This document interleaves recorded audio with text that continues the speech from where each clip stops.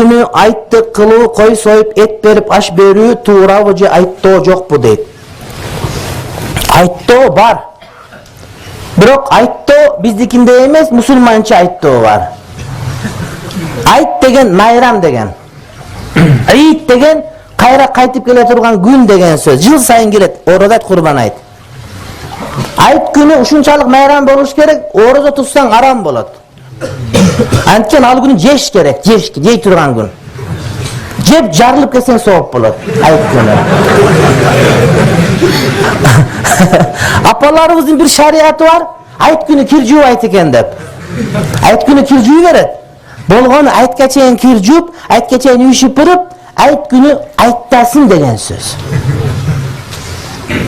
Айт күнү айт намазга барганда бул көчө менен барсаң, кайра кайтканда тиги көчө менен кайтып кетет. Эмне үчүн? Көбүрөөк эл арла көчөгө чык деген сөз.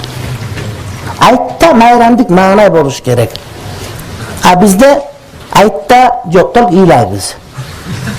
Өлгөн жерге барабыз, өздөрү капа дыкат болуп отурган болот. Ансаң кошулуп барабыз, Куранды окуп тамак жеп кайра кетип калабыз. Анан өлбөгөндөргө кирбейбиз. Эмне айтташ үчүн өлүш шартпы бизге? Айт күн майрамдаш үчүн өлүшүбүз керек, эмне кылышыбыз керек биз? Жок, турган андай эмес. Айт тирүүлөрдүн майрамы.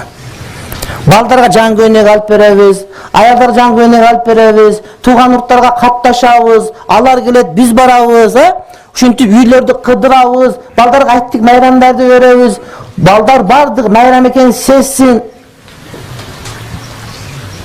Анан ошонун катарында Куран окуп, маркумдарга багыштап койсок дагы болот. Бирок биринчи кезекте маркумдарды эстеп, түрүн унутуп койсок болбойт.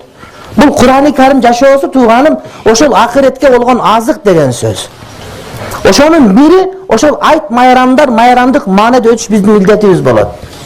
Анан маркумдарга 3 жол айттык өткөрүп, биринчи айттык, экинчи айттык, үчүнчү айттык деп, ошого маркум үчүн жана бул жылдык дегендеги бул күнөөкөр болот булар.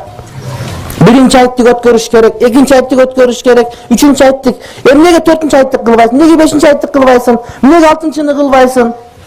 Айткан айт эмнеси экен? Жок, булар антпайт. Булар өлүк эсептейт да. Өлгөндөн биринчи айттык, экинчи айттык, үчүнчү айттык так кийди. Жок, ал туура эмес маселе. Ал туура эмес маселе. Ал күнөөкөрлүк маселе. Жетилик 40 кылгандай эле күнөөкөрлүк маселе эсептелинет. Жөн эле кой союп, ана өтүп кетип арбаттара Куран окуп койсо арасында ал болот. Бирок ал негизги максаты эмес ал күнү. Ал күнү адамдар ырахат алып, бири-биринен көңүл толуп, ошол күнү майрамдык маанай жаралуу, ошол күндү улуктоо бул биринчи майрам болот, биринчи парз болот.